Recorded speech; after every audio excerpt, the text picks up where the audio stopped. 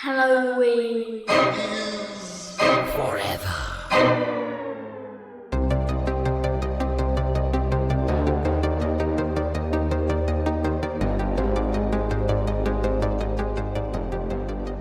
Ooh, buddy Steve, real stinker we got here tonight. You know, coincidentally, I don't know if you share this experience, but when I was a wee lad, I was pretty scared of the dark. Oh, yeah? Were you scared of the dark when you were a kid? I think all kids are for a time. Yeah, I mean, I grew out of it, but then, you know, when I grew up and I saw the electricity bill, now I'm afraid of the light. Oh, God. That's just like... Welcome, boys and ghouls, to a very shitty minisode of Halloween is Forever. I'm Brian. I'm Steve, and you're really setting the pace with that fucking joke. That's just like... Yep. I said, Oof. listen, if that's the effort that I'm going to get out of this movie, that is the effort I'm going to get into this joke. And I was going to do a whole thanks Joe Brandon thing around it, but I was like, you know what? It's too much effort. It's too much effort. It's too much. It's too much you effort. Went too far. Just spit it out. Spit it out. It would have almost resembled something ironically funny to tag it with a thanks, Joe Brandon. Yeah, I don't want this. I don't want you to like it. Guys, for those of you who were not tuned into last week, little recap. We had an ordeal. We were supposed to have a guest. Unfortunately, that guest had to back out last minute. So Steve and I ended up doing one of our little tag team, almost fatal four-way type situations, I guess. But we ended up having to turn it over to our social media friends and listeners to vote on what duo of movies we're going to win. And regrettably, I must inform you, my three-peat did not happen. Steve did take the showdown for the month of April. I ate your lunch. Well, listen, nobody saw the movies that I like. That there's a real asterisk beside this. First of all, No, there a isn't. real asterisk Nuh-uh. because nobody saw the movies. They just voted on the list on you know. So it wasn't a fair fight. It was I a both fair hands fight. tied behind my back. And then you have the audacity, the sheer lack of class to, after winning this goddamn showdown with a big asterisk beside it, to throw a fucking Uwe Boll movie at me. Well, That is against the Geneva Convention, my friend. we'll And get you're it. going. Hold up. It makes me wish hell Hold up. existed. Is what I'm Hold up. saying. Hold up. Yeah. We'll get to that in a second as to why I did this. Okay. But I'm not done celebrating my win.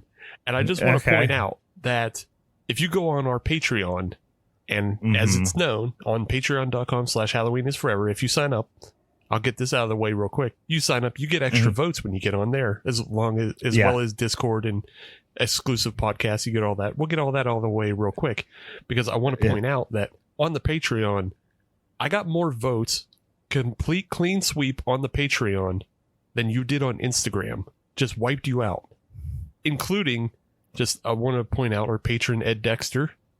He voted for me, obviously, but he wanted to make sure we all knew you had me at Galaxy of Terror.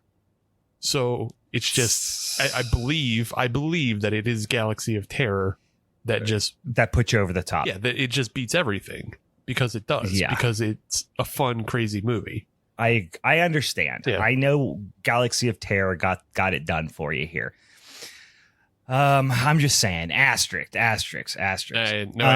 This was fair fight. Yeah, I won. This is a real doping scandal situation here.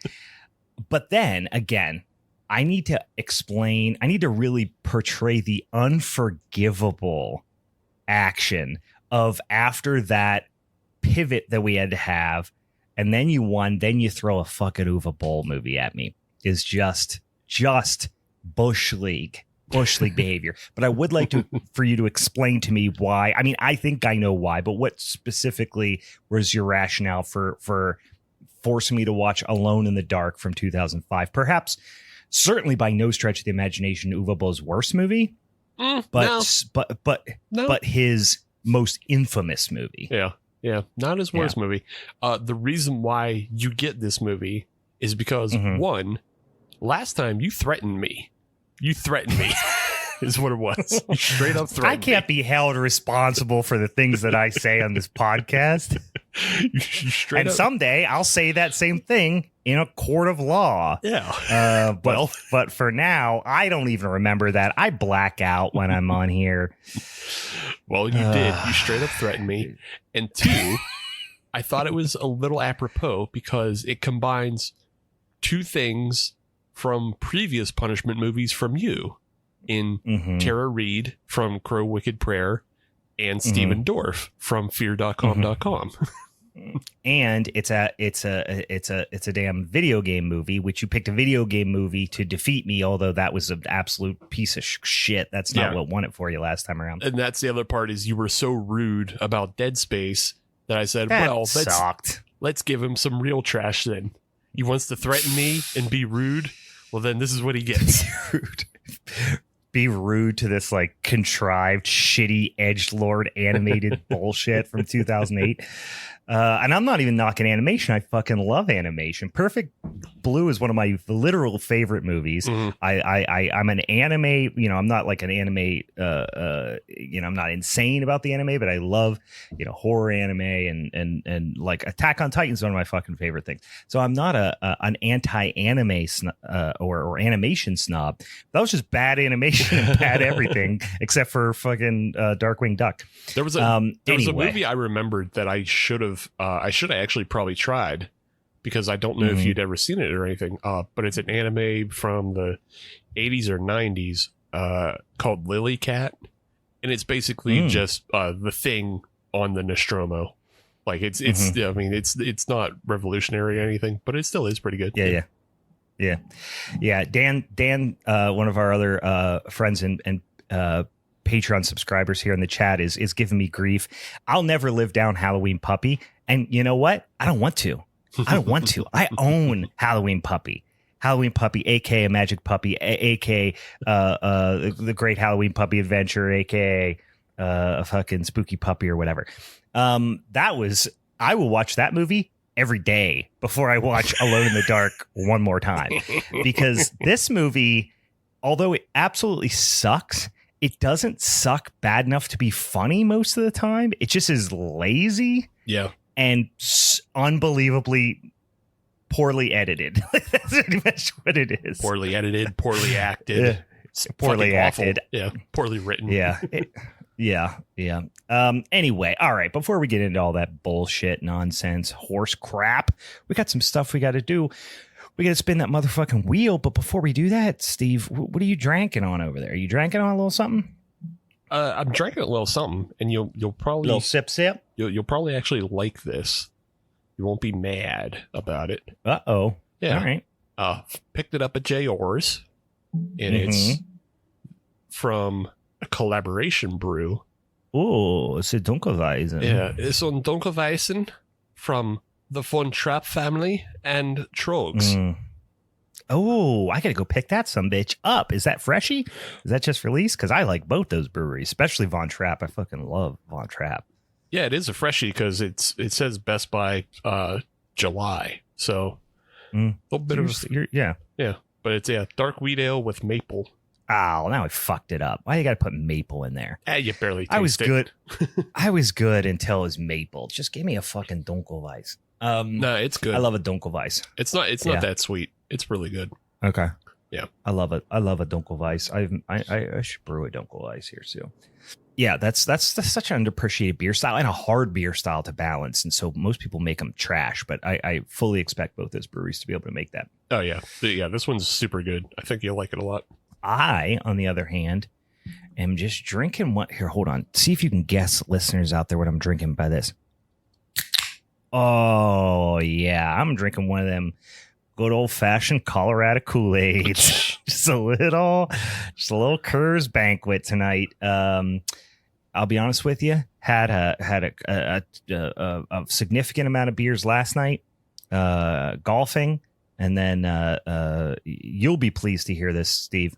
I joined a golf league with some friends, but it's not as bougie as it sounds. It's a bar league, and it is the bar that we play for in the league at is the Hungarian home of Elwood City. Oh shit! The old Hunky Club, which is a lot of fun. So I became a member of the Hunky Club, and we drank a whole mess of dang old long necks last night. So I'm just gonna have myself a nice little, nothing too crazy, just a little Coors Banquet. Does the Hunky Club carry anything like interesting as far as beers? Like, do they import stuff, or is it just your fucking VFW drinking? Yeah, it's just VFW drinking. Okay. It's 99% Miller Lights, Coors Lights, Bud Lights, and Michelob Ultra, and a couple Straubs floating around there. You know, couple Two Tree, whiskey and gingers, that sort of thing, and just a cloud of smoke. Everybody's just ripping cigs. I'm sure. We're down. We call it Light Night. It's Miller Lights and Marlboro Lights. You just go down there to the Hunky Club, play some shuffleboard. Anyway, all right, let's get into that son of a bitchin' wheel. Steve, as you bring that up, I'll explain to folks who might be new to this show, or maybe just a little refresher. Who knows? Here's how this works. We put out some tasty, spicy content every Monday of the damn month. But the first Monday of the month, we do what's called a Showdown episode. That's where me, Steve, and a guest each pick a movie that is associated with a particular topic. We argue about it. We vote. Somebody takes home the motherfucking championship for the month. However, in order to determine what that topic is, we start out with a big old bank of topics. Now, these topics can be anything from a subgenre to a particular performer to a particular theme, whatever. We put them all in this big old bank on this big old spinny wheel. And once a month, we spin that wheel. We get 3 topics, and then we put them out on the social medias the following week. So our friends and social media followers can pick from those 3 via a poll what they want us to do for that next Showdown episode. So if you want to vote, as Steve said, if you're a Patreon subscriber, you could be in the Discord chat hanging out with us right now, watching this record live. A lot of other cool stuff, including we'll talk about in a second, our Patreon exclusive podcast, but you also get 2 votes on that dang old wheel. But in order to do that, or if maybe you just want to suggest some topics for us to add to the wheel, that's great too. But you got to follow us over on the social medias at Halloween is Forever or at Hallow for all of them. It's at Halloween Forever, but at Twitter it's at Hallow Forever. Anyway, let's spin that son of a bitchin' wheel, and then I'll get back over to letting everybody know how that first Patreon exclusive podcast episode of our new series is going to go, because I'm excited for that. Steve, did you watch that, by the way? I know this is I'm still putting. I had to watch Alone in the Dark. You're gonna like it. You're gonna like it a lot. All right, I bet. let's put that on the back burner. Yeah. All right, what's the spinny wheel for the beautiful month of June? Good God, it didn't even sound right coming out of my mouth. What is our 3 show? Well, let's do first potential showdown topic for the month of June. So the first one is a return of something that we've done in the past. And, interesting. Yeah. Right. So the first one is the return of Bigfoot horror. Oh, good God. Yeah. This is a deep topic. This is one that we had our old friend Bigfoot Benjamin, aka Big Top Ben, came on the show to talk about that, because he came on for clowns as well. Bigfoot horror. Good Lord, there's so much Bigfoot horror out there. It's intense. Yeah. So all right, with that in mind, I think if that wins, we'll just ask him back as a guest. Like we might, and it might just turn into a 4-way, because June is our anniversary month. So we just might make it a big show, have Bigfoot Ben back, maybe have another guest. We'll see how it goes. Yeah. If that wins. Yeah. If you want to hear Big Top Ben, aka Bigfoot Ben, back, you should vote for that. I mean, we'll have him back either way. He's on pretty regularly, but all right. Bigfoot horror. What's up next? The second one is a little interesting. I don't know how it's going to fare, but it's best Erie, Indiana episodes. Oh, God. I would love for this to happen because, as you know, I'm a big fan of this show. I I would have a hard time because I've seen every episode a lot of times. Yeah. And there's probably 3 episodes that are in like a first place tie for my favorite. God damn, I love that show. All right, maybe we can get the Erie, Indiana crowd out here. If you haven't seen Erie, Indiana, this is a 90s, kids horror series that wasn't on for too long, but it was really great. Very similar to something like the Goosebumps TV series or Are You Afraid of the Dark? But it was a little bit weirder. It almost was more tried to play itself off as it was like I don't know. I always remember it more as kind of like Pete and Pete meet the X-Files. I like that a lot. That's a great analogy. I was going to say the Twilight kids version of the Twilight Zone. Sure, yeah, that too. But Pete and Pete combined with the X-Files is an excellent way of describing it. It's such a great show. It's been a while since I've watched it, but there's 2 episodes that stick out in my mind for a long time. One is the Tupperware families. Oh yeah, that I think was season 1, episode 1. If I'm not mistaken. Okay, that was very early. It was one of the first 2, at least 2 or 3 episodes, if not the first episode. Yeah. And then the tornado episode. Yeah, that was another great one too. I think that's not long after that. There's a couple other ones. There's a Halloween episode, if you will, where a dang old mummy comes out of the TV. I'm a sucker for a mummy. All right. So best Erie, Indiana episode. What is our third and final? This is an interesting one. And it turns this voting into like I don't know how it goes because the episode is best of Peter Cushing. Oh, Petey Cush. That's interesting. Yeah. Because he's been in a lot of freaking movies, and I guarantee you, I'm not even thinking of some of the ones, or will have forgotten that he was in some. So I'll have to go scour the IMDb if that one wins. Peter Cushing. That I could see that picking. I could see that taking it down with this particular set of topics because obviously very, legendary genre film actor, but obviously also has a really big fan base, even compared to maybe a Vincent Price or something like that, because of his involvement in the Star Wars franchise. So people obviously know him from that. Like probably majority of folks know him specifically from that. Although genre fans, horror fans particularly know him from 100 different great roles. But I have to wonder if like it's weird because I made reference to his character on the last episode. His Star Wars character on the last episode, but now here we are. He comes up on the wheel. Can't the algorithm heard you. Can't taunt the wheel. No. All right. Well, in review, here's our options for the lovely month of June. Up on the social medias in the coming days, you shall see 3 to choose from: Bigfoot horror, best Erie, Indiana episode, and of course, best of Peter Cushing. So that'll be really, really fun. Dan's saying he's voting Erie, Indiana, so we already got 1 plus me. That's 2. We're off to a hot start on Erie, Indiana. I'm gonna campaign for that one. All right, a couple other things. Oh, and speaking of, I don't think he's Patreon, but our wonderful friend, who I saw in person, live and in the flesh, our wonderful friend Ian.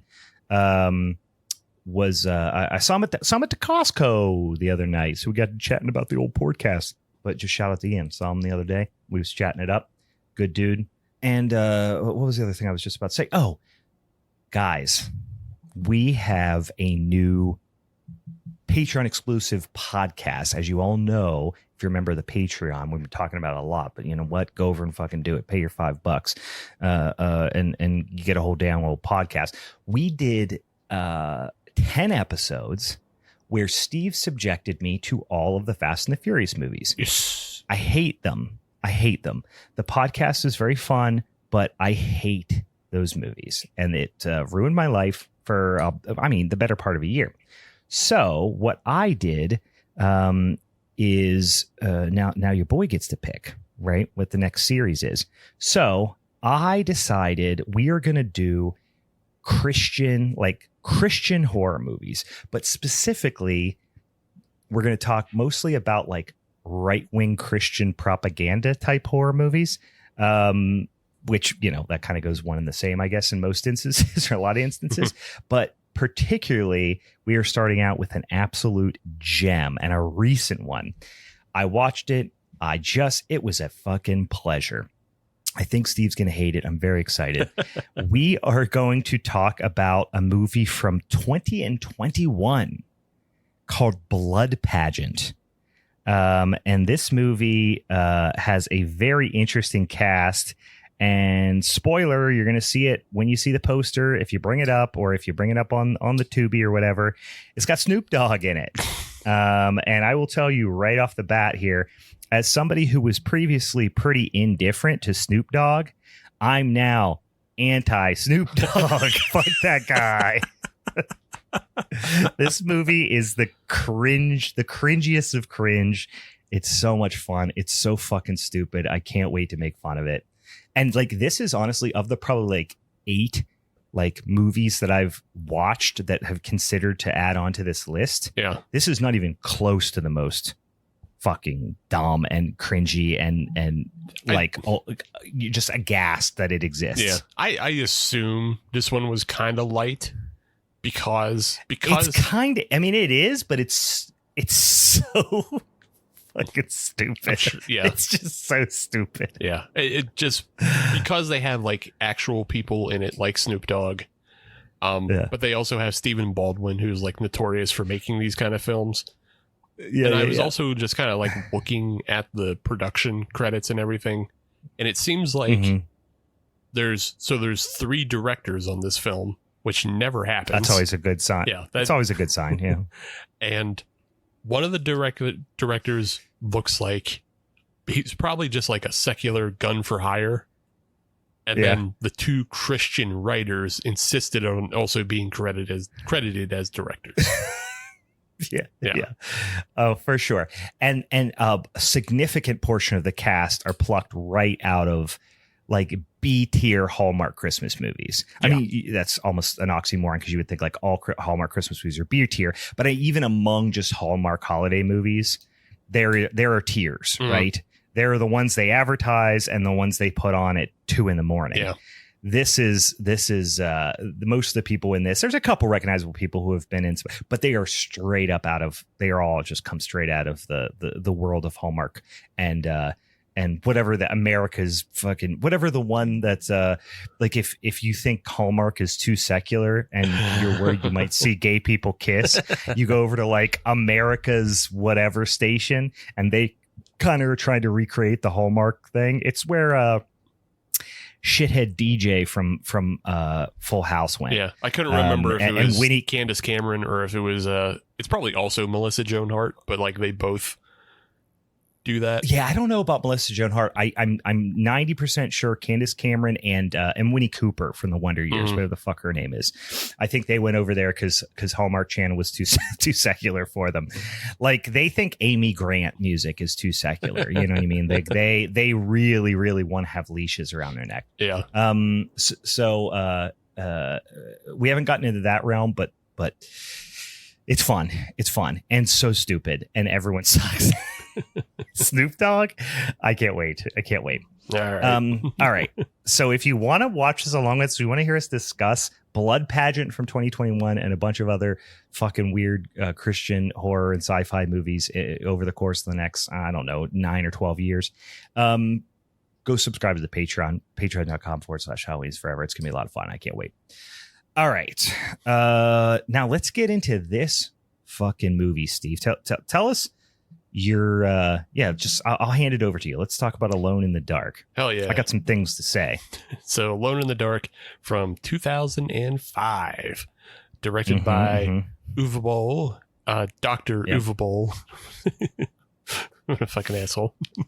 Doctor of what? I don't know. It's not medicine. I know that. Yeah. Doctor of money laundering. Yeah. Doctor of like head injuries, possibly.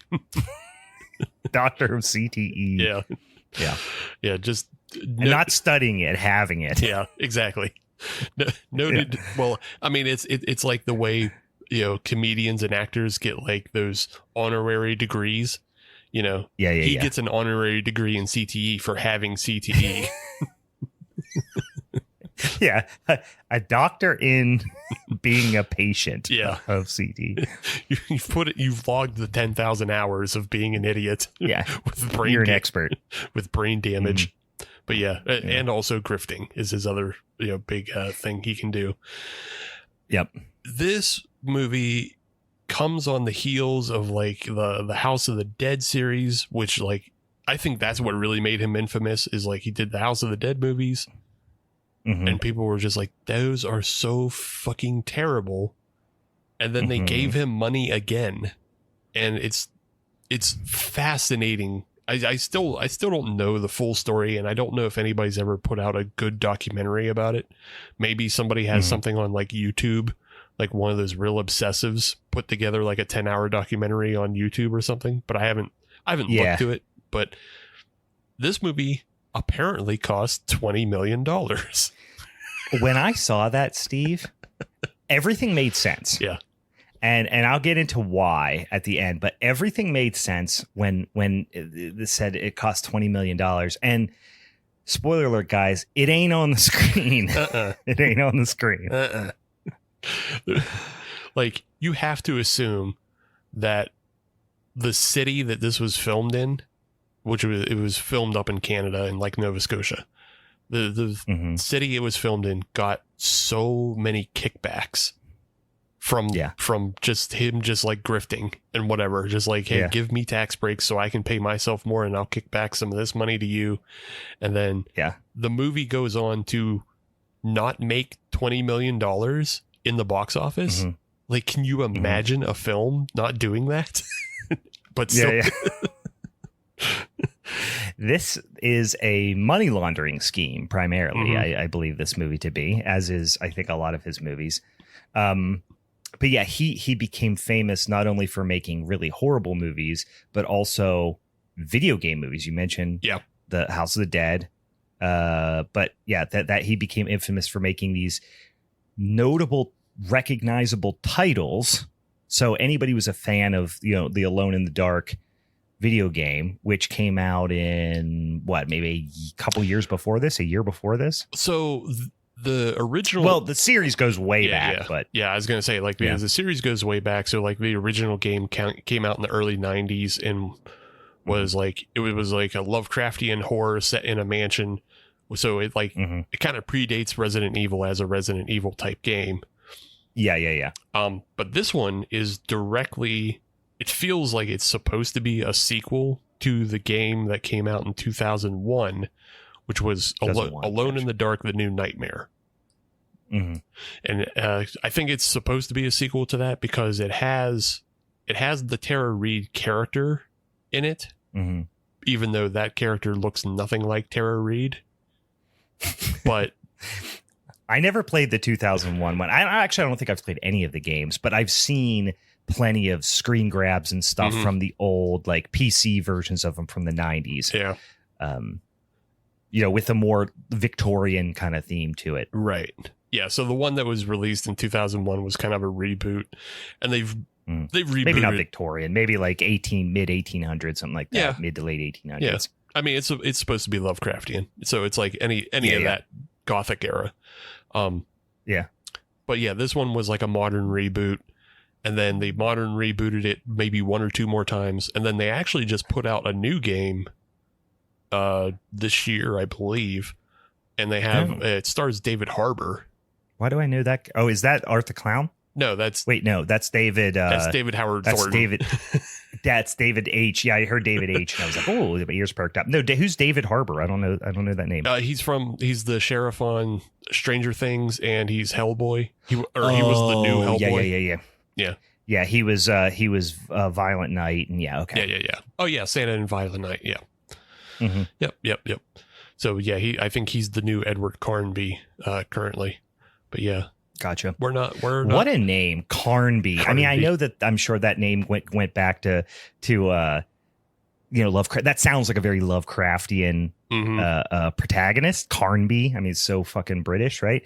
But Carnby is just doesn't roll off the tongue. Maybe if you're British, it does, but like Carnby. Like when I see it, I like see the word. I'm like, how do I say that? It's completely like phonetic, like spelling. You just sound it out, but I look at it and my brain's like Carnby. Carnby just doesn't make sense. It doesn't make sense in my brain. It's missing. It feels like it's missing vowels. Like it's either missing vowels or it has one too many consonants because it's so close to just being carny. Like just Edward Carney is so like easy. Yeah. But no, Carnby. You have to do too much mouth movement. I don't like it. Yeah. But those are the games. We're in the movie, and our Edward Carnby in this movie is Christian Slater. Yay. Christian Slater. Yeah. You know what? It's weird because, you know, when I think Christian Slater, I think coke-fueled psychopath. You know what I mean? But he is so subdued in this movie and just bored and doesn't want to be there and just phoned everything in, as does every performance, like as does every person in this movie. But it's never more apparent than when he's doing his voiceover reads for this movie, and it just literally sounds like he got called on in class to read aloud. Like yeah, he's just like, I'm gonna do my reading now, and I'm gonna read my paragraph and popcorn Tara Reid. He might as well like have been be reading something about like the Revolutionary War, you know. He's just reading it like it's straight out of a textbook. Yeah, and to his credit, it's fine because it doesn't even make any fucking sense what he's reading. Like he's just reading gobbledygook. Oh my god. You know it literally from the second this comes on screen and you get the fucking 2-minute text scroll with a voiceover, which I guess I appreciated, but he's reading it to you and I'm like, I didn't follow any of that. I just partially because it was boring and partially because it didn't make any fucking sense. Yeah, this movie, I've only seen it once before, like around the time it first came out, like probably a year or two after it came out, because it was on Cinemax at whatever one point, you know, or Sci-Fi Channel. But like I haven't seen it since, and it just really has aged like fucking mayo in the sun. There is just so many wrong things about it that it's like it is shocking that this was supposed to be a major theater release at a time. That's the most staggering thing about it. And like, I'll let the cat out of the bag. I've never watched this. I've only ever heard about how bad it is. And I've seen some real fucking stinkers from Uwe Boll. So when people talk about this movie, they think about it as like his most infamous movie.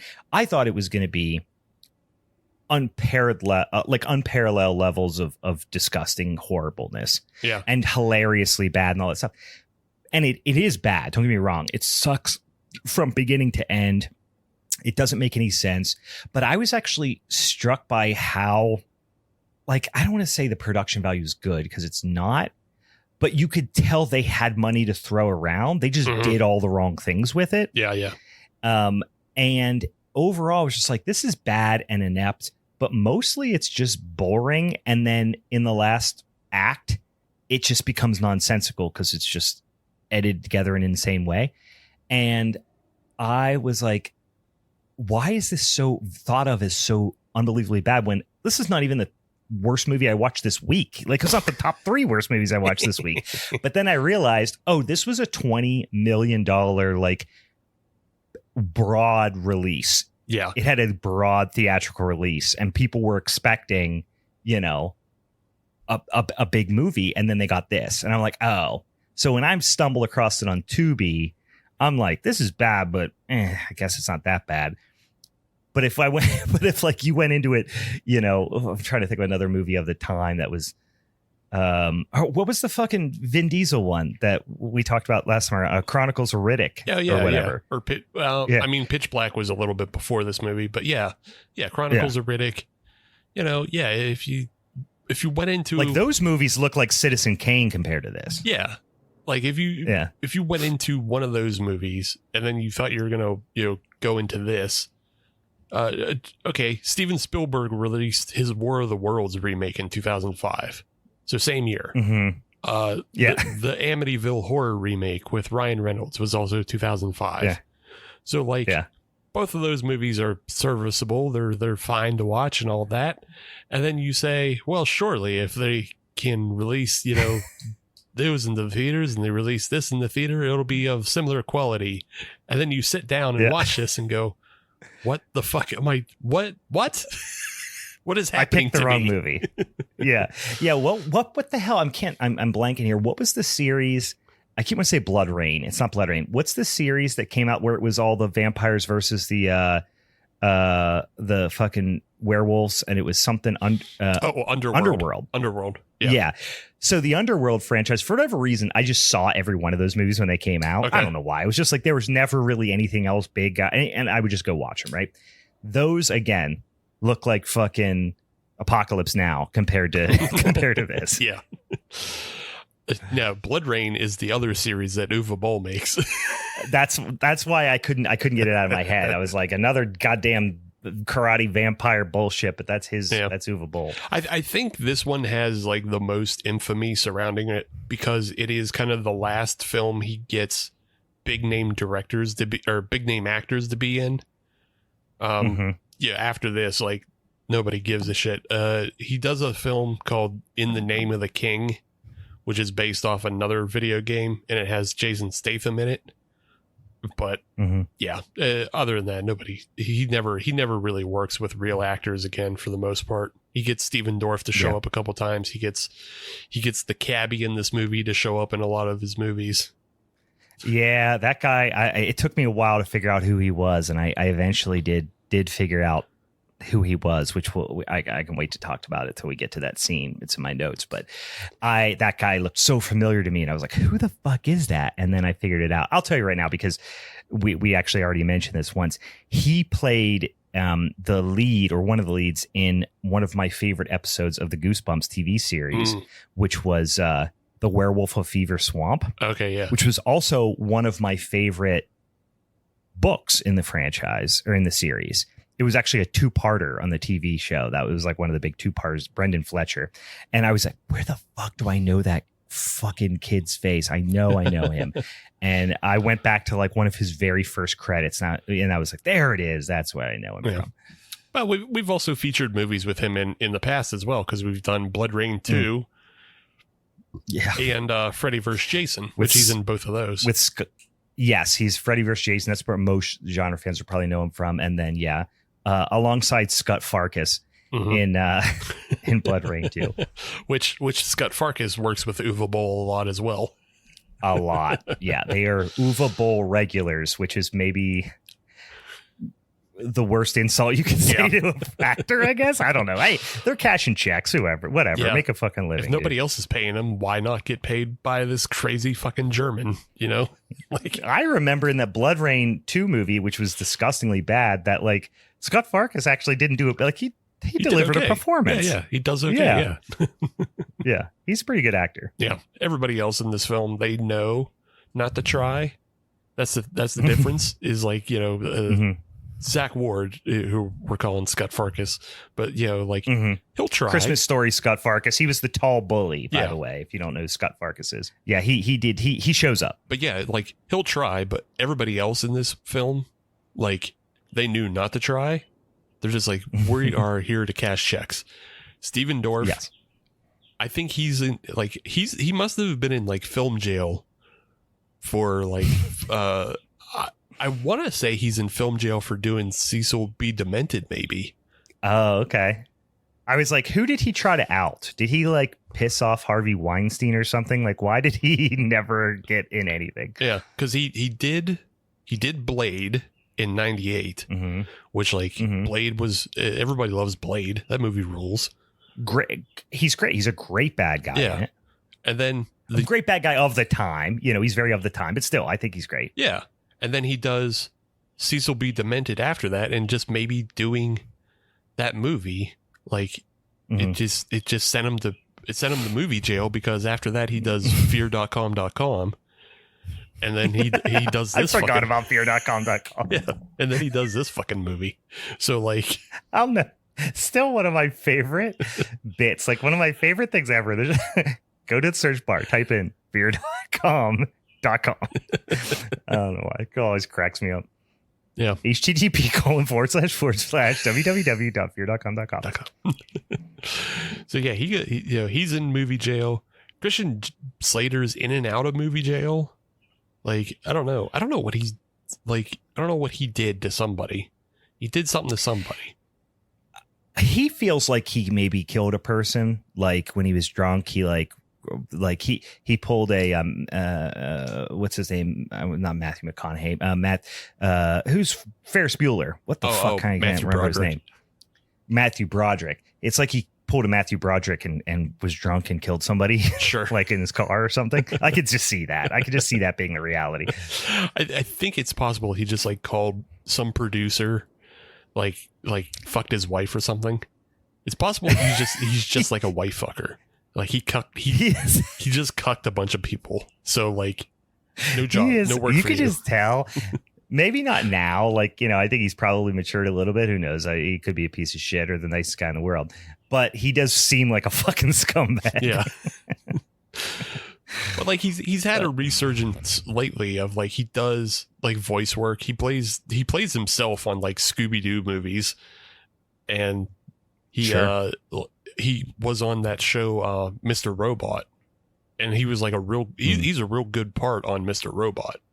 So I don't know. Yeah, but it seems like he probably also cucks a lot of producers, and that gets him in trouble. That's what I'm guessing. Yeah, it could be. This all sounds very believable. Yeah. It's gospel now to me. Yeah. And then Tara Reid, everybody just figured out she can't act. So.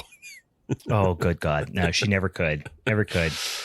Yep. She was of a very particular time frame where everybody was like, wow, like for a hot sec, she was just everyone thought she was the most beautiful woman in the world. I remember when, I don't know why, man, this is like the second time in as many weeks, I think we brought this up, but I remember when National Lampoon's Van Wilder came out, which was kind of a breakout movie for Ryan Reynolds. She was in that. And I just remember watching that in college and everybody being like, oh my God, dude, she's so fucking hot. Like that was just of the time, like in the early 2000s, she was the shit. But then, yeah, they realized really quickly she couldn't act her way out of a paper bag. Yeah. It was the goddamn Coen brothers who did this to us because she plays a small role in The Big Lebowski. And because she had that small role and that clout of being in a Coen Brothers movie, she was able to parlay that into a bunch of other movies. And then by the time people figured out she was a terrible actress, like she just was too much of a known name. She was too much of a sellable commodity. It's fucking. Yeah. It made me so mad that she was in so many things and Jamie Presley was in so few things. Because Jamie Presley, I mean, no, not so few things. She's in a lot of movies, but like, and like she's had a fantastic career. Don't get me wrong, but like the fact that Jamie Presley is not as well known as Tara Reid, makes me sad because she's genuinely hilarious. Yeah, and I feel like was the other kind of like it girl of the time that comes to mind for me. Yeah, Jamie Presley and Brittany Murphy. They all would have been. And Brittany Murphy. And she was a few years before that, but still, they're all right in the same window. Yeah, they all would have been of the same time, competing for the same roles, essentially. And but yeah, you're right. Jamie Presley's a fucking scream. Like, she's hilarious. She's so funny. And Joe Dirt, like, she's so fucking funny. Yeah. I mean, she's great and everything, but... Yeah. So, yeah, they would have been competing for the same roles, but yeah, it's a shame that, like, Jamie Presley just didn't like break out further, and I don't know, even wind up doing Sharknado movies. Maybe that she might just be too smart or have too much pride. Yeah, I know, it's possible. It's very possible. But I just would have liked to seen her in more stuff. Is all. Yeah, same.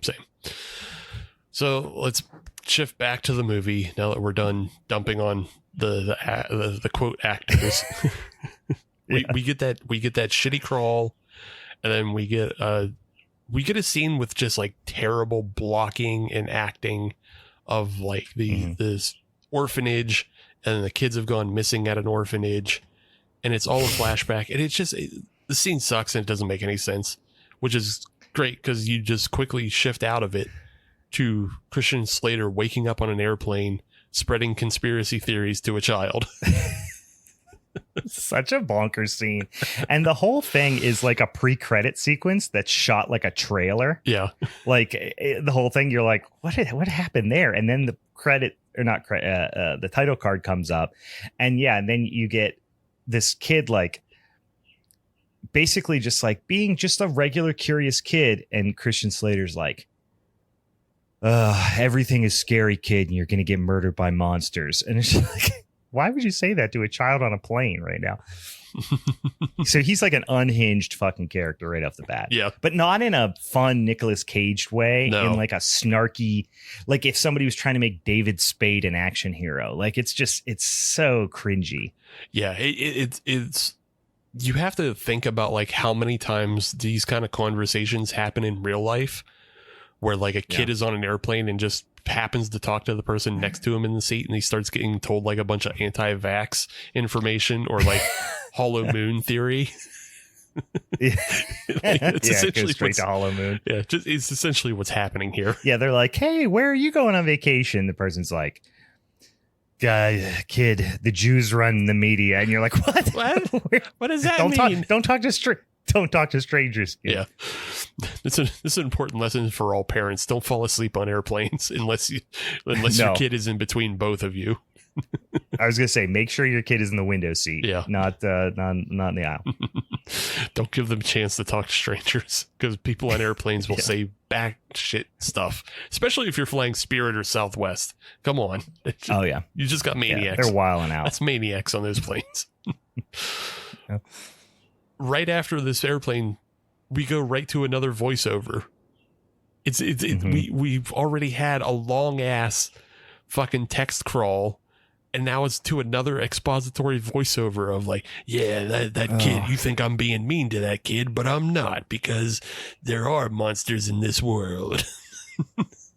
Okay, is this the one where there's like the background music is this weird sexy saxophone music? Yes. Yeah. Yeah, it's so strange. It's like so weird and dissonant. I just wrote down it's like something a whale would listen to when I was jacking off. It's whale bait music. Yeah, it's just so creepy. It's like porn music, but it's like it's like this whiny sax. It's horrifying. The music is so fucked on this movie. Like it's all fucking it's all bad and crazy. But then there's like some real like third-rate new metal later too. Like it's just all over the fucking place. Yeah. We can talk about the soundtrack when we get to the end, just as like a note about some other, I'm assuming, grifter shit they did. Yeah. But yeah, we'll talk about that when we get to the end. This scene that we get into, we get introduced to Brendan Fletcher as a cabbie, and apparently Christian Slater is being followed by some guy. And it turns into just this extended Steven Seagal movie action sequence. Yeah. And that's just how they pad the time with this fucking nonsense scene that explains nothing and has almost nothing to do with anything. No. And the guy who's chasing them like really isn't of any consequence for the rest of the movie. You think maybe the cabbie's going to come back later? No, none of this. This movie is like a series of vignettes that are unrelated. Yeah. that share some characters. Yeah, they share some characters. They share some thoughts. Yeah, like it's it's like naked. It's like reading Naked Lunch. Like you could just open it at any point, start reading, and it makes the exact amount of sense as if you start at the beginning. Yeah. It has, you're supposed to be setting up Carnby as like, the tough guy hero, but he more or less paranormal investigator. Yeah, paranormal investigator, but also he's a good fighter and a shooter.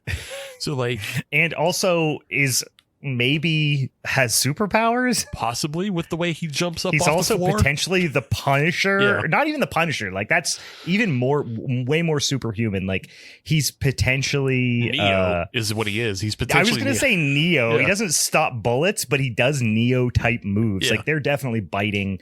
They definitely try to bite a lot off the Matrix in this movie. Yeah, absolutely. Because I mean, he shoots barely recognizably, but. Yeah, he shoots through a block of ice in bullet time and follows it up with another bullet, and then like it. I don't want to compliment the movie, but it's almost a good like Wish.com version of bullet time they do, where it goes through the ice block and then it reveals the crowd and then it goes through the crowd. It's like it's an okay, but it has no business being in this film, especially since it never gets reused. They never do that again. Well, they even do the like bullet, like the shell coming up and like loading into the chamber. Like it's fairly detailed. And I was like, wow, okay. Like I can see maybe while there's, I mean, this is so early on, like I could see where they're spending some money here. But again, like you said, nothing even remotely of this ilk happens again. Yeah. Like in fact, the gun like the shoot 'em up scenes from here forward are so painfully thrown together. It's like actually comical. Yeah, they're terrible. And they're mostly like, they're not even dominated by Christian Slater. They're dominated by all the soldiers. So there's no point in setting him up as an action hero when he doesn't really do any more action hero stuff the rest of the film. So nope. you have Stephen Dorff and his team of goons to do all that. They wanted this to be so many things. It's fucking baffling and fascinating. But so from what I've read, it's possible at one point there were 7 different scripts for this film, just all like bumping into each other.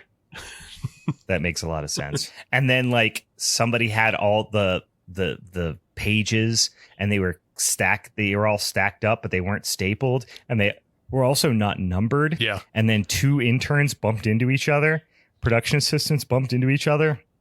And they were like, you got my script in your script. You got my script in your script. And then they just tried to piece them all back together so they didn't get in trouble. But yeah, it ended up just being shuffled like a deck of cards. Yeah. Or that intern thing did happen. All the pages went everywhere. And then Uwe Boll just picked up a handful and said, yeah, these are good. They were that, yeah. He's like, this is this. We take this. Okay, shoot. Everybody, places. We have 5 hours to finish the movie. I was on a coke binge for 3 weeks. Sorry, finish the movie, please. Premiere in 5 hours. Let's go. That's what it feels like. I think I even wrote that in my notes at one point. It's like it's like they came up, like they didn't realize they were out of time until the last day of editing, and they had an entire act to edit. Yeah. And they just threw everything into the fucking software, pieced it together as much as they could. And then it was like when the time's up, the teacher's like, you're done, pencil's up. And they're like, well, I got to hand in what I got. Well, this is what I have. And hope for the best. This is what I have. Score it. Yeah. See what happens. Yeah. Hopefully I get an 86 and pass. We'll see. Yeah. The other possible explanation for this film being $20 million is that Uwe Boll shot it in sequence. And so he shot all this stuff in sequence. Then he cuts to the scene on the boat. Then he cuts back to the museum and just has to like leave the boat out in the middle of the ocean, just like accruing until he's ready to shoot the next scene on the boat. So like he just doesn't understand how to shoot a movie efficiently. And he's like, I don't have to do that. I have $20 million. Right. That's so much money. That's almost all the money. Yeah. So he just left a boat parked in the ocean for 3 months as he filmed the other parts around it and then came back to it. Yeah. But yeah, we get introduced to this Hudgens character who we're told about in the beginning text crawl. He finds a box at the bottom of the ocean, and then the box is full of monsters and other stuff, I guess. I don't know. I wasn't actually sure what happened there. I still don't get it. I assume the monster, because he pulls up a big ass. So the guy who owns the boat that pulls it up for him is the guy that works in the mailroom and talks to Buddy the Elf in the movie Elf. Yep. And he's, and he's like, hey, I'm 26 and I ain't got nothing to show for it or whatever, but he looks like he's like 50. He's the boat captain, which frankly is the role he was born to play, I feel like. But yeah, he brings up just an old gnarly chest, and then they're like, it's made of solid gold. And that makes sense as to why the crooked captain of the boat and his crew want it. But then they're like, why would they make it out of gold? And they explain that the monster inside is like controlled by the gold or something. I don't understand. I didn't get it either. Like, so if he has the thing in the box, that's the thing. They never really show what's in the fucking box, right? Like, no, it's the monster's supposed to be in the box. Okay. Because it obviously pops out and kills everybody. Yeah. Okay. So I guess the other problem I have is they talk about how the monsters are like around. They they already exist in the world. Yes. So, okay. So he has like this little, he has a puzzle piece MacGuffin is what he pulls out of the box. Yeah. And then he has to combine it with Christian Slater's MacGuffin later to open the door to the monster world. All right. Yeah. But why is there so many? Yeah. I mean, they all come through, right? But did it all inspired by, like, there's just one monster and they build it up like it's this fucking like Rawhead Rex type of thing, where it's just this one legendary monster that's been buried but in this instance in the fucking bottom of the sea, and it's going to come out. But then later on, there's a shitload of them. Yeah. And they just make it up of like, oh, I know I'm getting way ahead of myself, but the fucking doctor who's having them pull up the chest and ultimately wants to, control the monster, he just frees it and lets it go. But then later on, inexplicably, he can control all the monsters. Yeah. Which I think. But it's never explained. Like, I think they're trying to say that little MacGuffin thing he pulls out of the box controls the monsters, but like he's already had experience. Oh, so you think that's what was in the box? Yeah, there's a little tab in the box, and then I think that tab connects to the other tab that's on Christian Slater's desk that lights up when he has his brain aneurysm. Oh yeah. And then God. I stopped paying attention 90 seconds into this movie. It's so impenetrable. But I think those two were supposed to fit together. It's never shot in a way that makes the most sense, but like those two were supposed to fit together, and that becomes the key to open the door to the monster world. The problem is, this guy has already been working with the monsters because he's the one that infects Christian Slater as a kid with the monster on his spine, and I forgot about that, and like puts it in a bunch of other people, and it just goes, but he also controls those monsters. But like, didn't he control those monsters before? Yeah, but now he really does. Now he has the whole army. Now he super controls. Now they're full on out to do his bidding. Yeah, it sucks, and it's terrible. And then we get introduced to Stephen Dorff and then his cadre of secret government agents and a guy that kind of looks like Chris Evans. He also plays Captain America. There's just nobody guy who looks like Chris Evans is hanging out with Stephen Dorff. And then we get introduced to Tara Reid, and Tara Reid does a thing on the phone. She answers the phone, and like there's the person on the phone is like talking over her as she's talking. She is just, I hate to use the pun, but she is phoning it in this scene. I mean, she is like, it's like she's literally staring at the craft service table, like off camera, just like, how many more lines do you just feed them into my ear? I'll say them. I'll repeat them back. And that's it. Her fucking Jersey Mike's arrived. She's got a fucking 6-inch Jimmy John over there, just staring at her, ready to go. You're like, what is the line? Yeah, let's go. Let's go. I'm hungry. It'd be funny if she was like, hello, are you the monster police? There better be not be any fucking mayo on there. I told you, rat bastards, no mayo. And they just kept it in. I fucking told you no onions. It's in my rider. Even funnier is she covers the receiver so the guy on the other end doesn't hear her. Because she thinks that's what she's talking. Yeah, I like that. We get these flashes of other people, like after Christian Slater has his brain aneurysm, a bunch of the other fucking like orphans that he was with, they get up and just walk out all possessed. So something happened with the unleashing of the monster that also turns something on in their brains. They wander off. Never explained. No. And never comes up again. No, never comes up again. Like, this is where the movie should have started if you wanted to make an interesting paranormal investigation. Like an X-Files.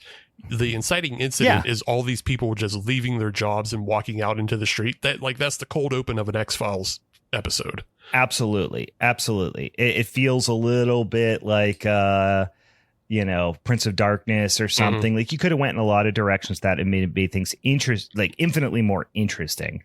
But no, they just make it essentially a non sequitur that never comes back around.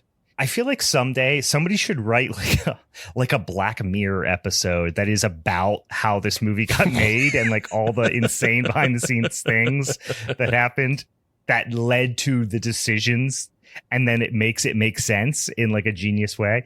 Like, because this is just nothing besides time constraints, procrastination or apathy make any of these decisions make sense. Yeah. Because no one's this stupid. Yeah. No, I mean, no one's this stupid, and no one like just actively makes these kind of bad decisions and lets them go. It's the apathy on the part of the actors that just follow through with this stuff. But like, it's got to be like just pure driven insanity of wanting to finish up as quickly as possible on Uwe Boll's part. I know we were just joking about how he shoots movies in sequence, but like, he is got to be super efficient, I bet, with just cramming 3 hours of footage onto a camera and then throwing it at a hapless editor and say, make movie. Please have this just giant pile of scraps, turn it into a movie. I've gathered all the resources. You make the movie now. Yeah. I will say one other thing that is a huge red flag for Christian Slater's character. He wears a black tank top, like, for lack of a better term, what people call a beater shirt. He wears a black one, which is the biggest red flag in the world. If you see somebody wearing a non-white version of those types of shirts, which I recently heard someone refer to that as an Italian undershirt. Yeah. Well, the white one's the Italian undershirt. Yeah. Which somebody said it completely non-ironically, like not in a, offensive towards Italians way. And it just something made that very funny to me. So, because you just think of like Tony Soprano or whoever, is wearing one and just have like fucking gabagool stains on it. So I wear plenty of black beater shirts all the time. I wear them all the time. But I wear them under actual shirts. An undershirt should be an under. Yeah. But here's my question. And I apologize for going off topic here. Sure. Why worry if they're colored? Oh, like if you're wearing them under things. Well, for me, it's just because I'm also wearing a black shirt. So like if it gets pulled up, if like my regular black shirt gets pulled up, there's just another black shirt underneath it. Oh, I understand. Okay. All right. Fair enough. I think about wearing undershirts under like, when you wear like a dress shirt. You're right. Yeah. You know what I mean? Yeah. Yeah. Which in that instance, you would just want it to be white because you don't want it to show through a white or light colored dress shirt or whatever. Right. Yeah. Anyway, fashion corner. We don't need to go any further down that. But yeah, just for whatever reason, somebody just wearing a black undershirt just under like a duster jacket. You're just like, yeah, now that's red flag behavior, because yeah, that's rough. He's made a choice that he needs his arms to be free when the jacket comes off, and he can't be encumbered, and he wants to be as cool as, like, physically as cool as possible, because if he wears a regular shirt under the duster jacket, he might overheat, but he needs a sleeveless shirt underneath. It's important. Yeah, it's important for flexibility. Where the fuck are we at in this movie? Just, he visits people, he visits the home again, and then he contacts the Dr. Fish that we made mention of, and Dr. Fish has a little bit of more info for him, and then he goes and visits Tara Reid, right? Yeah. And so, which I like a lot. Yeah, I really like a lot.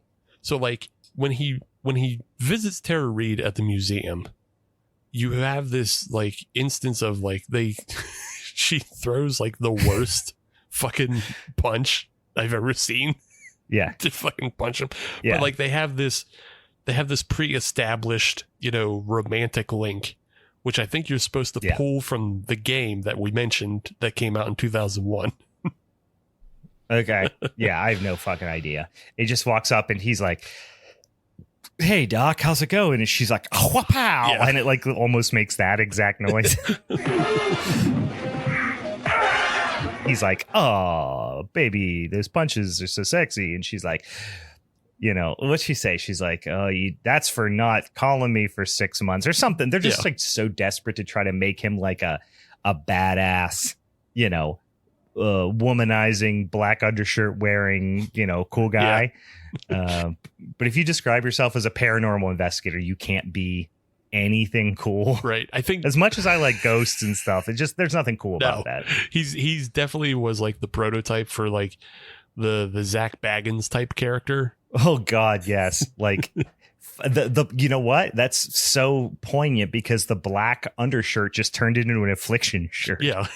So, like, before this, or Ed Hardy or whatever he used to wear. Yeah, before this, like, there was that the ghost hunting taps show, and like, it was just like some schlubby dudes from PA, and they wore like they're always from like the greater Philly area. You know what I mean? Yeah. Like, not Philly proper. They're from, like, Delco or like Montgomery County or Chester County, Bucks County, or out by the King of Prussia Mall. Like, they're but they're from that side of the state, as we call it. Yeah, but they're not taking themselves too seriously. No. They're just doing their thing. But they were like, blue collar dudes who just, like, they had like windbreakers with their name on the back of it. They weren't doing fashion is the big part. Windbreakers with their. Yeah, they weren't trying to position themselves as, like, sex symbols. They were just like, "Hey, we're just regular guys. We're just into this dorky shit." Yeah. But then you have Zach Baggins come along, and he just turns everything into, like, the douchebag. AK, what I used to refer to as Dildo Baggins. Because he's the biggest dildo in the world. Yeah. He literally just, if nobody's watched his show, which was it called? It was called, I think it's called Ghost Adventures. Is that right? Yeah. And I think he might have even had multiple shows. Yeah. But all it is him approaching, how you see that, like, douchebag out at, like, a bar that just, like, is always trying to fight everybody. He's just walking up going, like, "You got a problem, bro? Were you looking at my girlfriend? What's up, bro?" Like, he does that, but to ghosts. Yeah. He just tries to fight ghosts. He's the Chris Angel of ghost hunting. He's just always trying to fight everybody. Yeah. So yeah, I have to assume this incarnation of Edward Carnby was inspiration for Zach Baggins. I could see that. Can I throw out my favorite line from the sequence? Because you're seeing Tara Reid in all her glory here. Mm-hmm. There's nothing funnier than Tara Reid trying to sound like an intelligent scientist. Oh God, yeah. At one point, she says something about different countries and, like, these whatever. I got all these different specimens from this country and this country and this country, and she tries to say Newfoundland, but she says Newfoundland. And they just kept it in. Which is so funny because, again, they're filming this in Nova Scotia. So, like, it's right in the same kind of area that, like, they're obviously throwing Newfoundland in there as, like, a thing for, you know, to tie it. It's just like a bolster for Canada. Like, you know, Canada mentioned, yay. Yeah. Newfoundland, like it has the upward inflection like on the found too, which is like the one word you should be like basically shortening or it's cramming in between there. That one cracked me up. Did you happen to notice how it seems like a lot of her dialogue, and not just this scene, but a lot of her dialogue is ADR'd anyway? Yeah, it's weird. It's like either I took it as one of two things. Either she was just mumbling and you know, and just didn't care, or she was like, I'm going to do one take and fuck yourself. Yeah. And then she just botched it or whatever. And they were like, that's all right. We got to get her out of here. So like, let's just fix it later. My sandwich. Yeah. She's got Jimmy John's over there on the table and she's pissed off. She did one take thinking that was good enough. But then, like, they re-reviewed her contract, and they're like, well, you are still contracted for ADR, so you have to do at least one more take. and they made her go to the recording studio and do ADR. Yeah, and they were like, that's better than having her on the set here. Because she's pissed off because someone put onions on her tuna sandwich. Yeah. There's a line in this scene, and I think it's ADR'd or lifted from later in the movie, in which Christian Slater presents his half of the MacGuffin, and she's like analyzing it and everything, and then she goes, "It's Akbari," and just the way she says it is just like, it's flat, but also you can just hear from the volume of the space in the way the line is delivered. Just in the audio, you can hear it's not from when that scene happens. It's just from another point in time, and then she says the exact same line later in the movie when they're in the mine. And I was like, did they just cut that piece from there and paste it back in front just to have this? I could see that. Because it's the same. Just to remind the audience. Yeah, it's the same reading of the line of just her going, "It's Akbari. It's Akbari." It's just like, what the fuck are you doing? Yeah, she's a pull string doll now. That's how she speaks, like a pull string doll. We need our pull. There's a snake in my boot. we need our blonde scientist to identify is this Akbari or not. Tara, is this Akbari? They say Tara because they forget her name in the movie. Tara, is this Akbari? That's Akbari. We finally see the monster in this scene. The lights start to flicker as they fuck around with the MacGuffin, and the security guard we were introduced to earlier gets fucking stabbed in the back of the head by the alien. It's just the alien. Like, it's the alien with predator powers. It turns invisible as well. Yeah, but they try to make it like it runs on all fours a little bit. Like, it's a little bit more like canine or feline, maybe, you know, because it's a little bit more animalistic in that sense, but it sucks. I mean, it just looks like a video game at best, and even in the dark, it sucks. Yeah, you know, because they mostly keep it in the dark, which, you know, we've talked about before. You can get away with some shitty CGI if you make things dark and wet, and it still looks bad in the dark. Yeah. And I love this. I didn't even realize this when I watched it, but then I went back and watched like a YouTube video, you know, about it to see if there's anything really funny I missed. And this was one. I didn't notice at the time, but when he stabs the, like, you know, he plunges whatever that freaking like protruding spike into his head, you know, from behind, the creature is up on its hind legs and kind of just like does this like Ricky Bobby, like, I don't know what to do with my hands type thing. He's just like, it's like arms are floating in a very funny way. Yeah, it just has the stance of like just the way you would like model it in Blender or whatever. Like, here's the base pose, here's the idle animation for the monster. Yeah, it's a Street Fighter character, just like Yeah. ready to do it. It's just bob and stance. Yeah, so you show its idle animation, but then you just include that in the movie because don't worry about it. Don't worry about it. None of this matters. None of this matters. They run away because now they're running away. Like Christian Slater isn't the action hero. He's running away now. So he's not fighting it. So why bother setting him up as an action hero? Yeah, before he was fucking Van Helsing, and now he's just a fucking dork that dating the dumbest person at the museum. My girlfriend's an idiot, but at a museum idiot. Compared to all the museum people, she's still an idiot. Stephen Dorff shows up and saves the day, I guess. That's the running theme in the movie. Yeah. When the creature shows up, Stephen Dorff and all his goons just explode through the windows. Right, yeah. Every time. Yeah, they are just literally seconds behind them at all times, which makes you like, yeah. I don't know if that's good or bad. Like, are they like their response time is better than the police, but still they're also just behind. So I don't know, Yeah. Yeah. I guess it's good. As far as government agencies go, I guess it's good. Yeah. I was going to say good in terms of, yes, if it was real, but it's not. As a movie, it's the dumbest device ever. Yeah. Every time the bad guys show up, freaking Christian Slater does nothing. And then just people swing in through the windows and start firing machine guns at it. That's it. Which they never seem effective because... No. Completely worthless.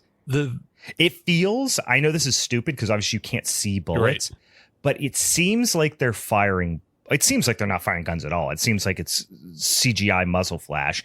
But even if you look beside that, it feels like they're just firing blanks randomly in random directions. Yeah, you can't see the bullets except for when you can, because in a couple scenes, but especially that one scene. They are apparently all firing tracer rounds, which I think they do set that up. The tracer rounds thing. I mean, I was just about to say that.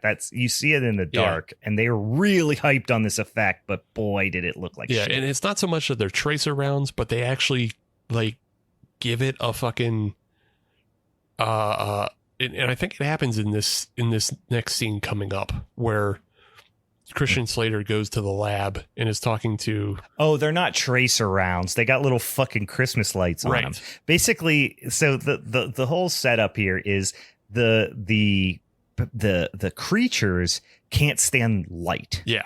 Right? That's their whole thing. They're fucking they're the most badass fucking creatures. You can't kill them. You can blast them 100 times with, these fucking high-powered assault rifles. Never gonna hurt them.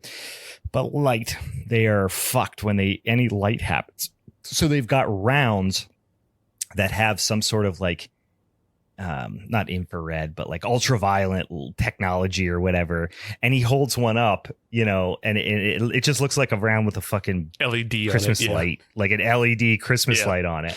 Yeah, I forgot about that. So they do set up as to why you can see the bullets. So it's not as bad, but it is stupid because he calls it, he's like, it's a photon accelerated, jacketed. And it's like, none of that fucking... That doesn't make any sense. Like, it's just no, that sounds like literally the sci-fi jargon in Ghostbusters makes 1,000 times more sense. Like, I mean, at least a particle accelerator is a thing. That, I mean, it doesn't work like the Ghostbusters pack, but then just like saying a photon accelerated jacketed bullet is just like, you're just saying fucking science words to like. You're just saying gobbledygook. Yeah. You're doing Ghostbusters for dum-dums. Quit it. Did we talk about the random karate fight between two non-characters yet? I have a note about that, but I think that's much later in the movie. Is that later? Yeah. Okay, because these shootout scenes all blend together for me. Yeah, the shootout scenes all blend together, but no, I know what you're talking about. Because it is so noticeably and like funny out of nowhere. Yeah. I was cracking up with them. But yeah, so Christian Slater goes to the lab of the bureau. Oh, they're still in the museum. Yeah. Because that happens in his quote unquote apartment. Right. His Gothic cathedral apartment, which looks like a bank, a bank lobby with dirt floors. It's his apartment. He doesn't make any sense. Both lives in opulence and squalor at the same time. He does. How is that building not condemned? How are he has squatter's rights over the largest building in New York? Yeah. But yeah, he gets his light up bullet, and then he also gets explained to him. He gets shown that there's some sort of parasite bug that lives on their spines, and then they discover, he has that same thing in him, but then his is dead. So something happened. It's basically what JFK Jr. or whatever his name Robert just came out in the news. He said RFK, not JFK Jr. RFK Jr. was like, I got a dead worm in my brain. They found worms in my brain and it's dead. And that's what my brain made the worms gay. Did she? Somebody posted it on Twitter and I didn't believe it. And they posted a screenshot of RFK saying that he'll eat 5 more worms and take on Trump in the debates. I was like, that's not real. And then I looked it up and it was real. He just said, I could take 5 more brain worms on and still beat Trump. What the fuck? I read an article. It's this parasite ate, it was real. Mm-hmm. I mean, he did have a brain parasite apparently that ate that really gave him brain damage. He's got a fucked up chunk of brain. So, and then people were like, I mean, that's really all you need to be president. That's all you need now. It's just a fucked up. So yeah, our fucked up CTE. Our top 3 candidates all have fucking some sort of brain damage, which is great. I love it. That's great. Awesome. But yeah, and then I guess Christian Slater also has this thing. He also has, but he killed his because he said he got electrocuted as a kid, which was that. I forgot about that. He touched an electric fence as a kid and it killed his fucking spine worm. Well, we get that it's in the very beginning of the film where there's a kid sitting inside of a junction box or a transformer, but nothing happens to that kid. So it just looks like he's hiding in there, but you're like, why is he hiding in there? And then later on, they explain, of course, he got electrocuted. Why didn't you show him get electrocuted? We just had to make that connection. Yeah, you have to make that connection. You explain you fucking spoon feed everything else, but you make us figure this out that was him. And that, I mean, it's not that hard, but it doesn't sound hard to make that connection. But when you're so checked out of the movie, it becomes difficult to make that connection. This movie does the worst version of spoon feeding. And you know how sometimes parents will trick kids. I'm sure you've seen videos on Instagram and stuff where they'll hold up a piece of pizza or something to a kid and they'll open their mouth and then the parent takes that chance to trick them into eating mush peas or whatever. They're sure. Yeah, I gotcha. Because whatever. This movie seems to do the opposite of it holds the important information, the things you want to see. And it holds that up for you and you're like, oh, you're going to explain this? And then it's no. And gives you the dumbest unexplained shit ever and gives you scenes 2 random people fighting for no reason or just the way he kills his friend to just he doesn't do any investigation because all those orphans find him and then he just kills them. Oh yeah. So you're not going to give us something where they take the parasites off their spines. No, we're just going to indiscriminately kill all those people. They're dead, and he got electrocuted. End of story. End of story. We'll wrap that up. Don't worry about it. There's this little scene, and I don't know what they're trying to do here. So the guy who looks like Chris Evans seems like he has motives of his own, and he has this inexplicable scene. He walks up to, he just goes to this guy who's sitting at a console. He's at a sci-fi console And he's like, do you have the reports on the activity? And the guy's just like, well, there's been no activity, so I don't have any data. So you don't have the data. And then that guy just walks away. And as he's walking away, the guy at the console, he's like, yeah, leave me alone. Like, and it's the most nonsense scene to include. Yeah. Because it doesn't make any sense, and it has no payoff. It has no meaning.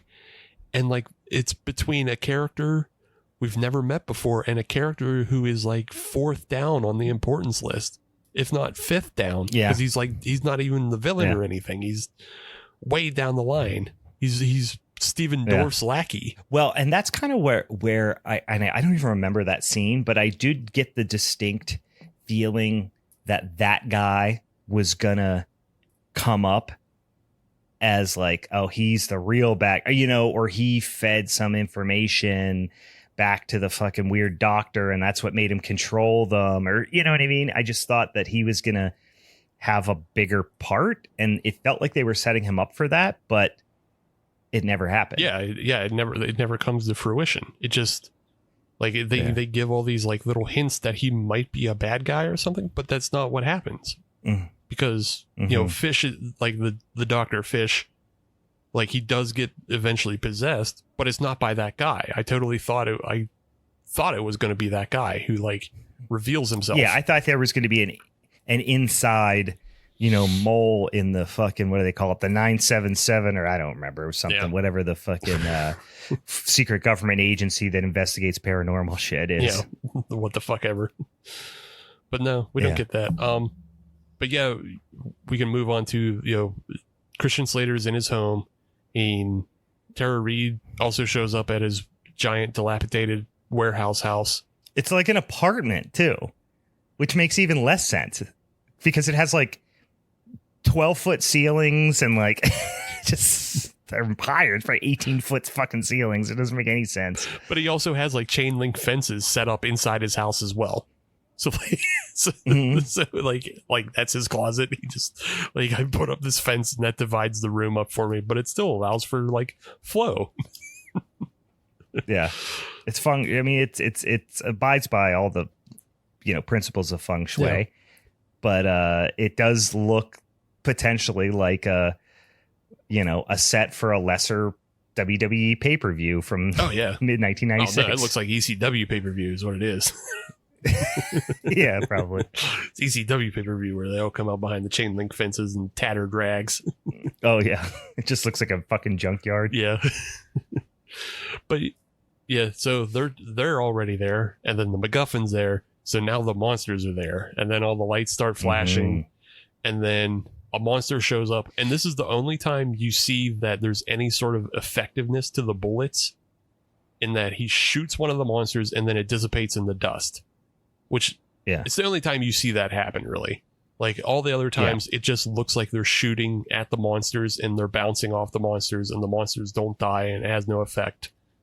But you get it once to confirm for you the rest of the film that this works. So, sure.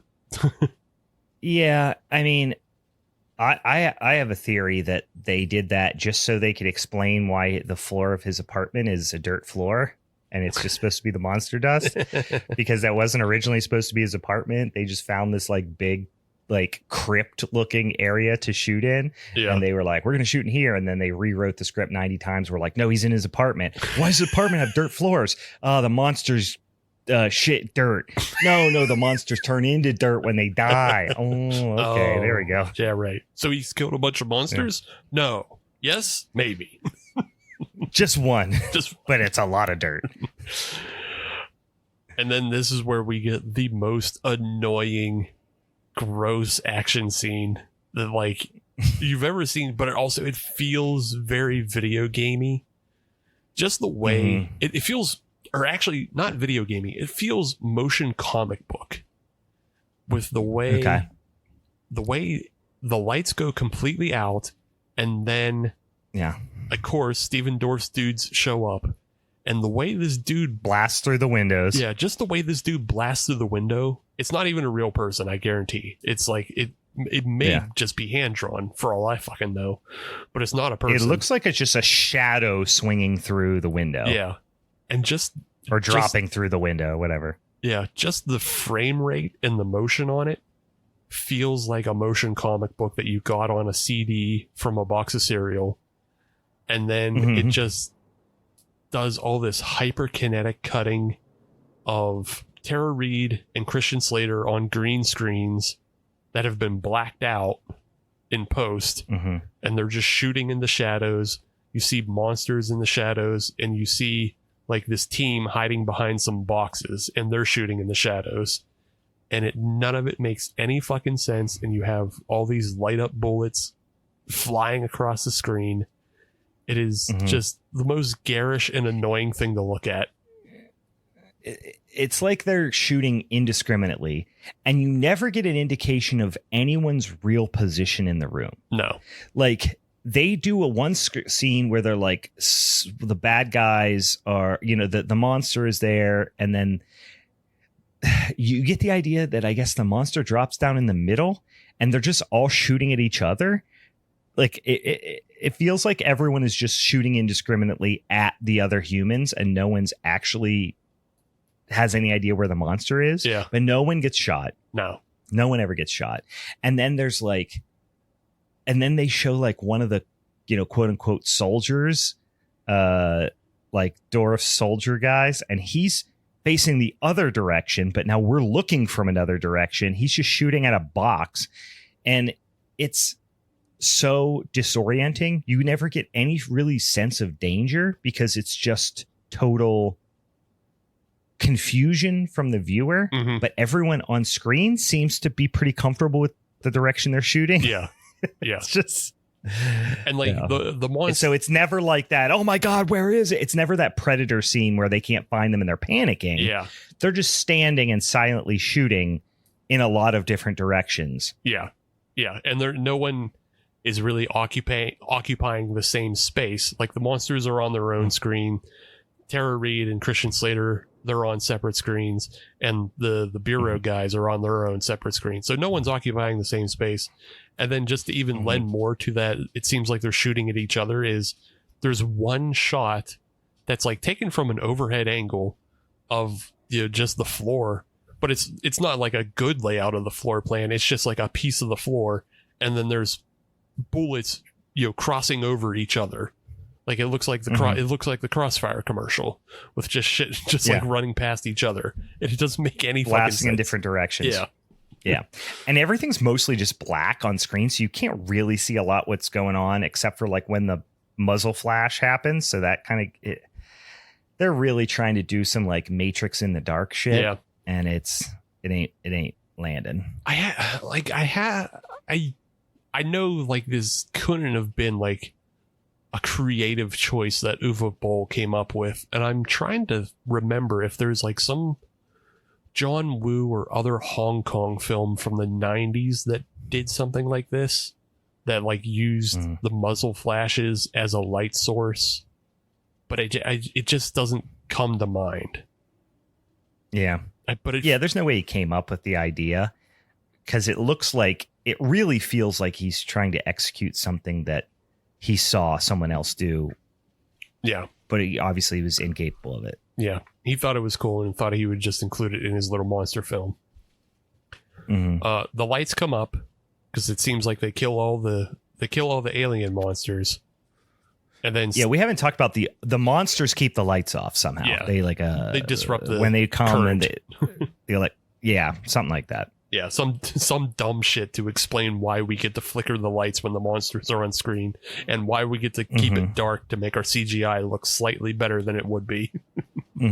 But yeah, as soon as the lights come up, Steven Dorff is on screen, which is funny because that means like we don't see him in the shootout, so the lights come up and now Steven Dorff is back on the scene. I was here the whole time. But this initiates stage 2 of the assault to get the MacGuffin, and this is where all the orphan zombies now, like it's so lazy and just like a rehash of him doing his zombies from House of the Dead, and it just sucks. But in this fight between the Bureau and the orphan zombies, out of fucking nowhere, two Asian guys show down and fight each other. And one of the zombies... One of them's a karate zombie. Yeah. One of them comes in throwing kicks like Huang from Tekken. Yeah. He throws taekwondo kicks at one of the Bureau guys, and it's like everything we've seen of the zombies at this point is that they just walk up and choke people. They don't have like a mind of their own. They don't have like extra abilities. They're just like stalking mummies or whatever. But this one comes out of nowhere and just starts throwing double kicks and then fights off. Just incredibly fluid movements. Yeah. Like it's so fucking glaring and out of nowhere, and it's hilarious.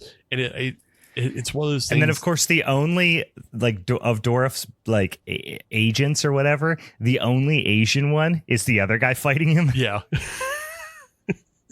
Like, and he just goes hand to hand with him. Like, he doesn't have a gun. He just karate kicks. Nope. He's not even wearing his helmet like the other guys are. And so he takes him on. They have a quick little karate fight, and then he breaks the guy's neck. And I just have to believe in my heart of hearts that this was a B team thing. Like, this was a day Uwe Boll was not on set. And a day where the stunt guys were just talking to the B unit camera director and was like, hey, can we do something? Can we do something? Let's just shoot it. Yeah. Can we do something for our reel? Like for our stunt team? Because like they put together an okay fight scene at the top of the film. Yeah. For that Steven Seagal fight. Yeah, that's fine. It was like, Christian Slater delivers a double axe handle slam off the top rope. Yeah, he kicks it. Like literally climbs up a ladder and then double axe handle slams him. He gets thrown through a window. They do some good stunt stuff at the top of the show. So like, let's give them this little fight scene to show off their kicks and stuff, and they can put it in their reel for later. So otherwise it's a complete non sequitur. Yeah, it's hilarious. So, and then someone after a hand to hand fight. Someone brought an RPG to the apartment, which is really a left turn. Yeah. How do they get out of the scene? The doctor shows up and he can control them all now. Yeah. But yeah, like that's the thing. All of this is so fucking dark and muddy. Because they leave his apartment, but then just go to another space that's the mine. And it just like it almost looks the same because it looks similar, just like without columns. Yeah, like it just It's obviously the same studio set or airplane hangar they rented, and then they just redressed it for this mine set instead of his apartment set. But like it's still a lot of the same fucking junk hanging around. But yeah, they amass all the Bureau forces, and then Edward, Tara Reid, and Stephen Dorff all go into the mine, and then all the soldiers up top are supposed to fight off the monsters to keep them from going into the mine. And then it's like the battle. It's probably the most boring, just who gives a shit part. The last act, which should have been obviously the climactic, like final showdown, is, like you said, so boring, so convoluted.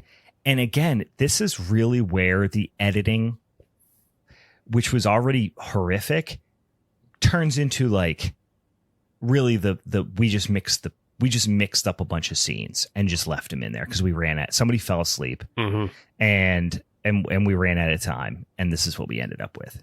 Yeah, there's this extended interaction with this soldier named Turner, in which he is yelled at by every other officer on the scene. He gets yelled at by Stephen Dorff. He gets yelled at by Dorff's underling, and probably gets yelled at by a couple other people about getting the generator on. Like, they're just so incessant about the generator. Get the generator on so we have the lights. It never comes back. It never comes back around. No. You don't know who this guy is or why. No, it was. He never plays a bigger part. It was a thing that only needed to happen once with him and Dorff, right? But like they just keep coming back to it because I guess they had those actors on set and not the other actors. So like, let's just pad this out somehow. And then Yeah. him and the generator get blown up by Fish, who was possessed earlier by Hudgens. Yeah. And then the lights go out, and then it's like it didn't seem like the lights were helping anyway. Like the lights would have flickered and been like, what is the point of getting the lights on if they're just going to flicker and go out anyway because of the monsters? Dark is in the name of the movie. We've got to make it the part of what we're fighting against. We're fighting against the dark here. Yeah. I don't know. There's so much stress on the idea of getting the lights working, and it's so boring. It's so convoluted. They'll bump, and then, I mean, I'm jumping ahead a little bit, but honestly, nothing happens for like 20 minutes, but things are constantly happening, but they just don't really seem to connect. And then, I mean, at one point they are like outside and it's dark, and then they like come out of this hole and it's totally light out. Yeah. Like, that's what I'm saying. It just doesn't seem like any time passed, but it went from dark to broad daylight. Yeah, it went from middle of the night to like 11 in the morning. Yeah. Yeah, and that is just like the most egregious part, but that also happens at the very end. And it also makes it very stupid because, okay, if there were like, let's backtrack a second to get there. Yeah. So they discover in the mine is also a lab, and that lab was run by Hudgens. But we, as an audience, already know this. We already know Hudgens was experimenting on kids. That was in the text crawl. There is literally no reveal here. Like, they act like it's a big reveal, but we were literally told it, like you said in the intro. We were told it, and then we were shown again that Edward Carnby had that little monster in him.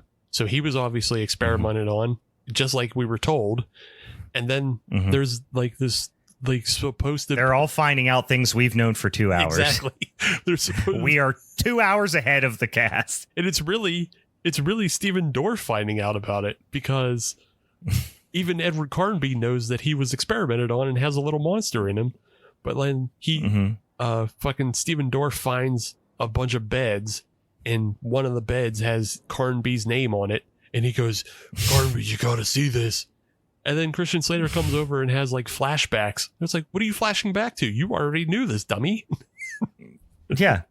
It would have made more sense. It would have been, yeah, my bed. Yeah. That's my bed. Yeah, let's move. Also, why would a guy who like experiments on children and like treats them like shit and keeps them in a fucking dungeon put little personalized nameplates on all the beds? Yeah. I don't know. Yeah. I mean, I know that's like literally the last thing I should be worried about right now, but it's just so silly. Yeah, it should just be like number 4402.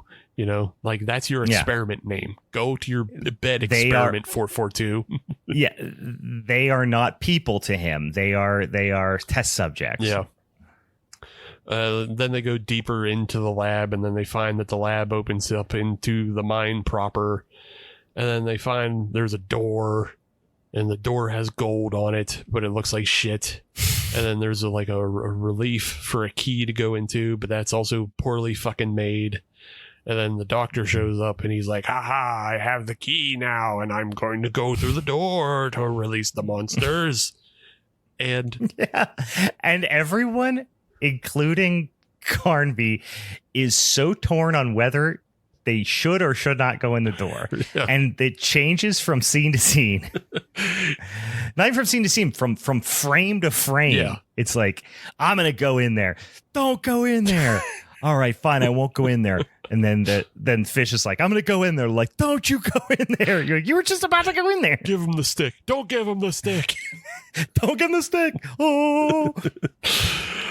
So, yeah, the funniest part about this is like there's this relief for where the key is supposed to go into. And when Hudgens gets the key, he goes to put it in, and Stephen Dorff throws a knife and kills him. But the moment before the knife is in him, he's holding the key in the door. But then because the relief wasn't made deep enough for the prop, like they can't hold the key, can't hold itself in the door is what it is. So it's just like not in the door. It's just like it's one of those doofy little editing mistakes of like the key should be in the door at that point. It's not. And it's just like it's in, it's out, it's in, it's out. Yeah. That's what I said. It's like it's the very much like, are we going to go in the door? Are we not going to go in the door? Do you want to go in the door? No, you don't want to go in the door, but now you do want to go in the door.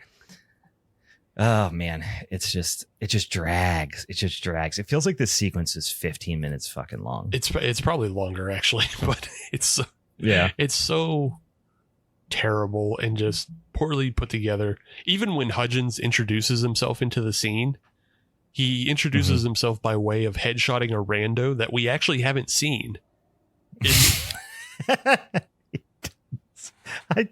I stopped writing things down at this point, but yes, I forgot he just headshots that guy. Yeah. Like there's just a guy who's like no one of consequence. No, he's never had a speaking line or anything. He's just there to get shot so the other three don't get shot. Mm-hmm. Then he opens the door and then we're introduced to just like a gross, dark, disgusting After Effects, like it's just black effect. And then there's some monsters crawling around in the dark. It doesn't matter. It doesn't look impressive. It's not cool. It just they decide they're going to blow it up. But this is where it's stupid, is that the bomb apparently doesn't work right. But nobody just checks their watch, because if they check their watch, they know it's daytime.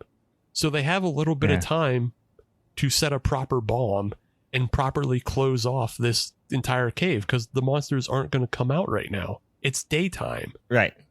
It's daytime. Yeah. They don't know this, apparently. This has all been lost. And then even when they go to... So I'm jumping ahead a little bit here, sure. But yeah, they could have used the daylight to their advantage at this point, but they seem to be unaware that it is daytime. Yeah. Yeah, they absolutely should have just been using the daylight to their advantage. They just would have known that they had the time to set a proper bomb and like truly cave it in.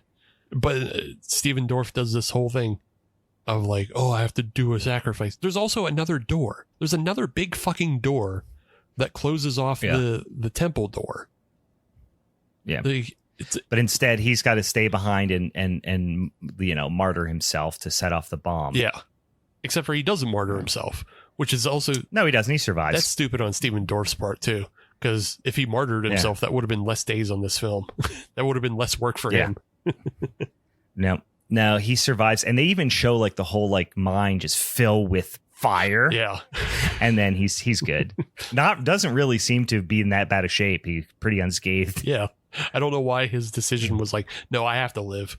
Unless unless maybe like the video game company was like, hey, don't kill him. We might use him in a game or something. Yeah. He's too big of a character. Yeah. He like, here's the other part, because we're at the end here, is there's a voiceover that where Christian Slater explains that they've explained. No. I'm sorry. It was before the voiceover. They've explained that the city has been evacuated. Yeah, it was a little text crawl. 8:45 a.m. Yeah. City evacuated. Yeah, but then afterwards, when they do crawl up and it's broad daylight, he is there's like another voice. There's a voiceover where it seems that he is suggesting heavily that everyone was dead. Yeah. So did they get evacuated or are they dead? Right. Again, this movie doesn't know what it's doing in the last, 20 minutes. It's like, do we open the door? We don't know open the door. There's a cat. We know there's a cat. So cats are safe. So it might just be cats are safe. It might just be a Christian rapture, because cats aren't Christian. Oh, that's what it feels like. It feels very Left Behind. Yeah. Like the only thing would be worse, there's just a bunch of shoes around. Actually, you know what it felt like a lot to me was Night of the Comet a little bit, where it's just like they're just broad daylight, just sitting there, but nobody's around, and there's no indication of any people. It's not like there's corpses around or really that much chaos, There's like one Toyota sitting out in the middle of the road that has its door open. So it's. I don't know, man. I think they wanted to suggest that everybody died, but then they maybe somebody told them, hey, don't do that. Just say it's evacuated. Because, like, obviously the evacuated title is put in later. And that's just like a little one like shot of the street, and it's a text scroll, or not a text scroll, but just a little footer. Yeah.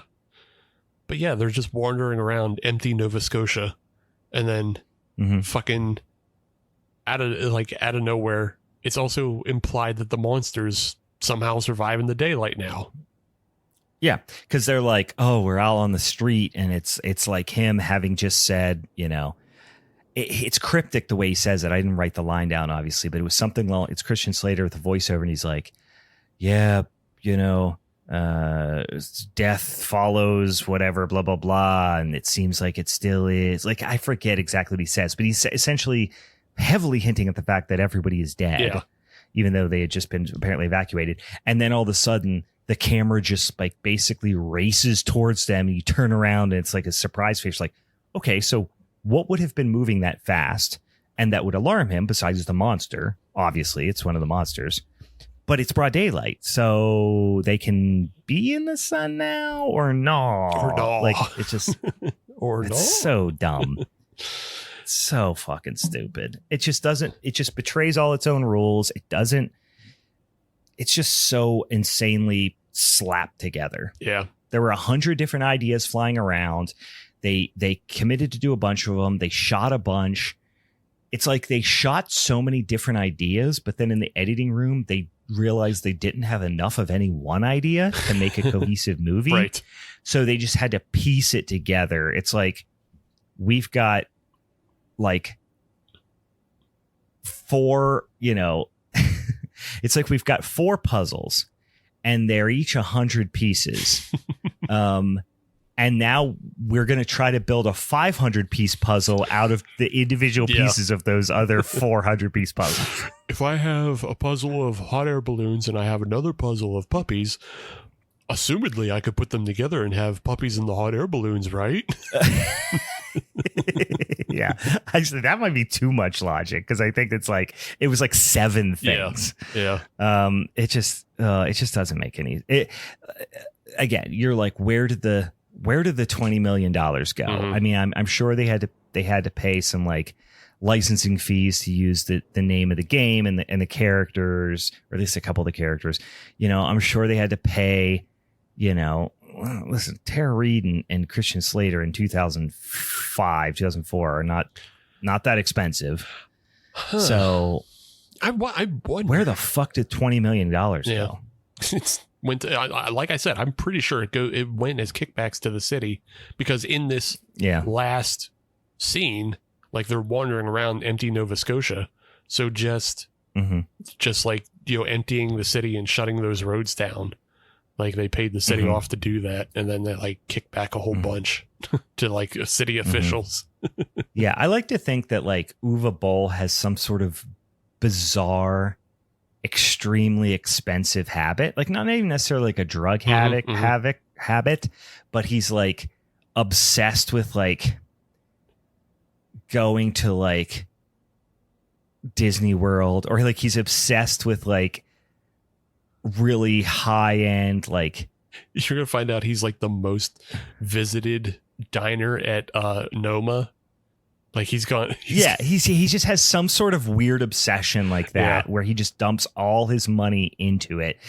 I think we talked about this recently, where it's like that episode of I Think You Should Leave, where the guy's like obsessed with the shirts, with the complicated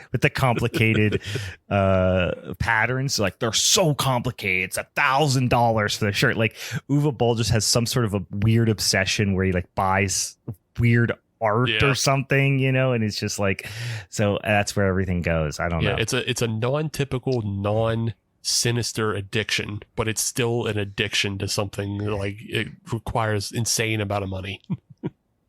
Yeah, like he has to like breathe ancient air out of like jars that he buys online or something like just some sort of weird like what's the fucking Facebook guy's name, like some Mark sort Zuckerberg. of weird addiction that you could see him have. Like he's obsessed with eating like dinosaur eggs or something.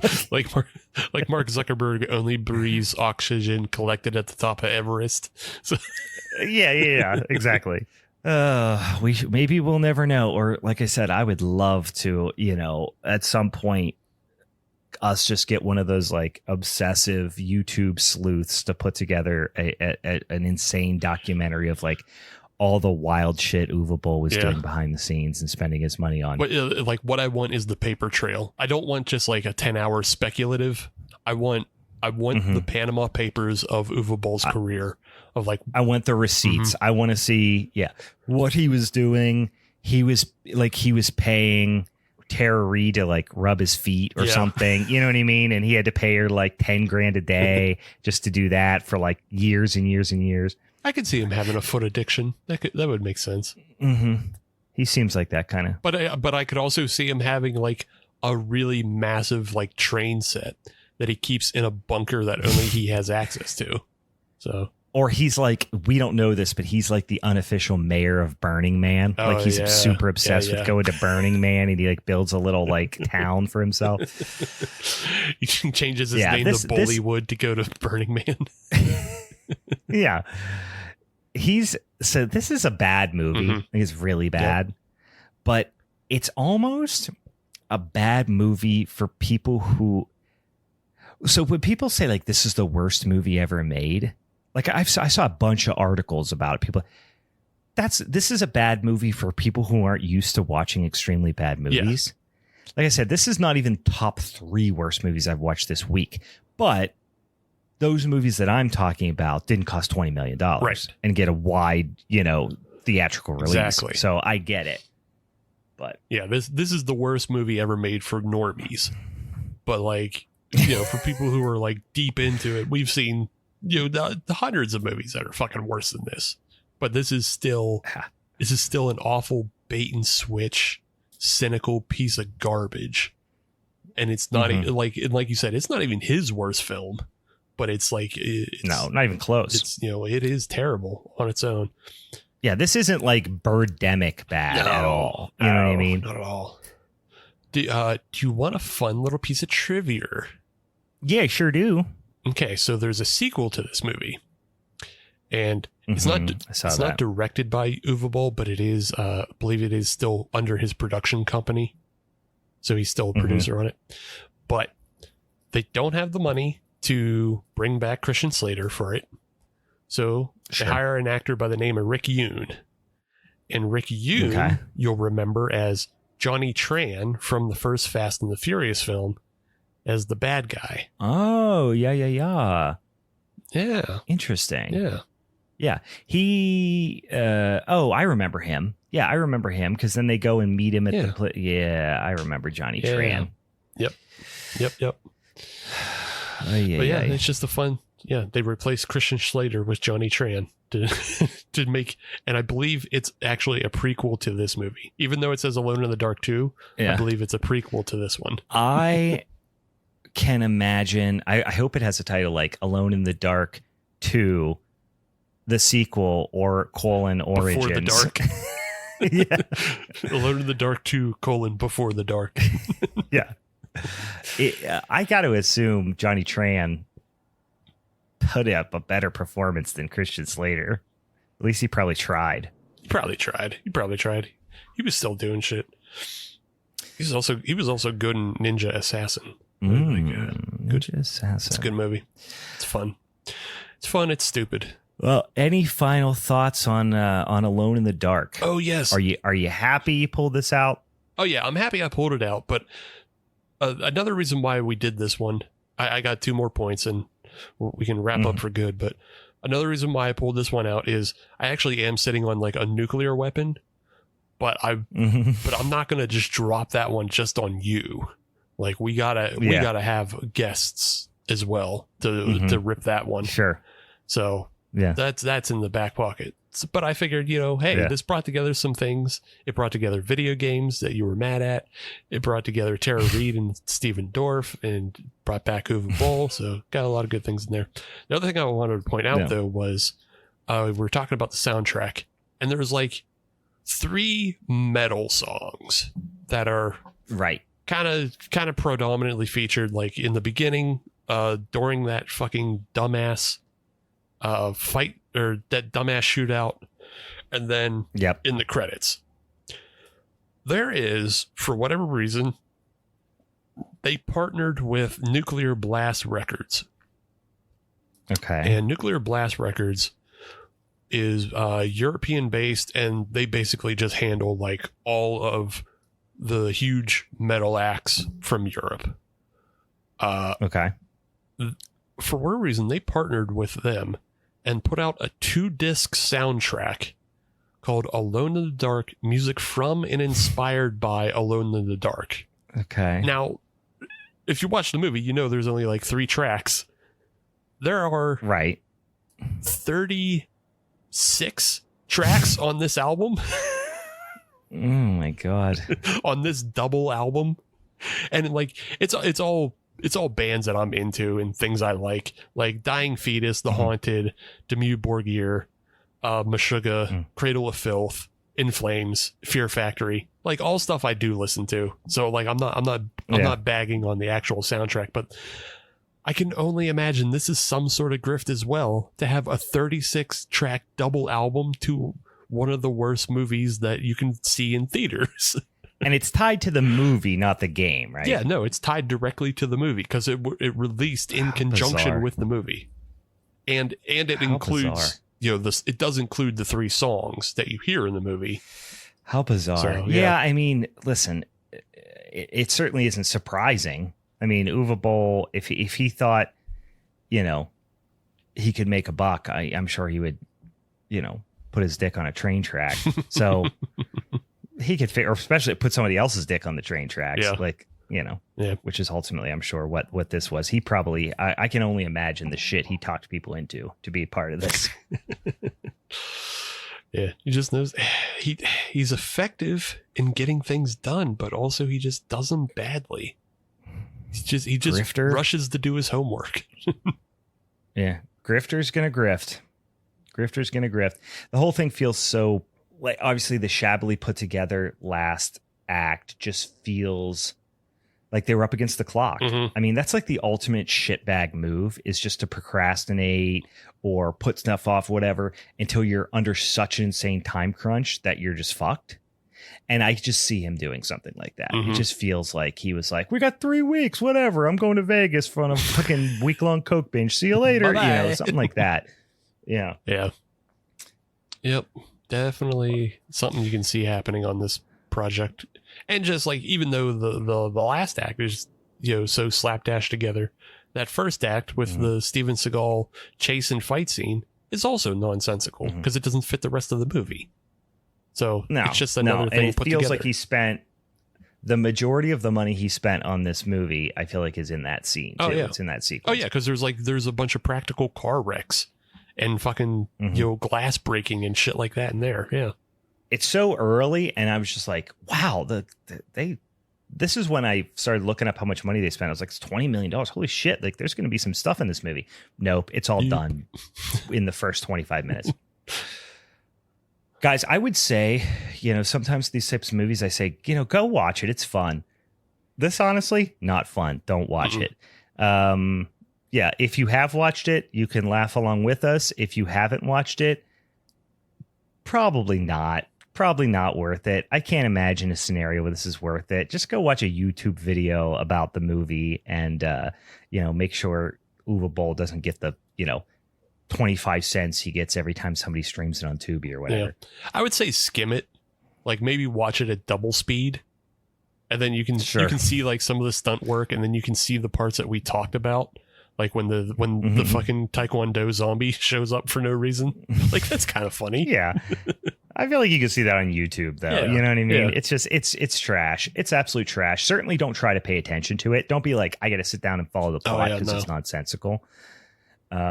But just some of the silliness, maybe skim it, or like I said, watch a highlight reel of dumb scenes on YouTube. But guys, that was Alone in the Dark from 2005. What a piece of shit. Yay. Don't forget, check out this week on the social medias. Check out our feed our stories on Instagram, and then we'll put out a poll on the Twitter as well, so you can vote between Bigfoot horror, best Erie, Indiana episode, or best of Peter Cushing, and we'll announce that next week. And then the week after that, we'll pick our topics. We'll talk about the guests. We'll do all that fun stuff. And then, if you got any Minisode topics that you suggest, always feel free to send them our way. Occasionally, we'll do one that's suggested to us in the DMs or whatever. So, anything else, Steve? Anything else we should mention? Nope, that's it. I'm good. Go check us if you're as excited as me about all these fucking weird Christian horror movies. Go check us out on patreon.com/Halloween is Forever. $5 a month, you get a bunch of cool stuff, including that bonus one, which are always like 3 hours long. And it's just us talking about really dumb shit. Yeah. So, all right, boys and ghouls, for the Halloween is Forever crew, I'm Brian. And I'm Steve. All right, see ya. Bye. Bye-bye. Fine, bye.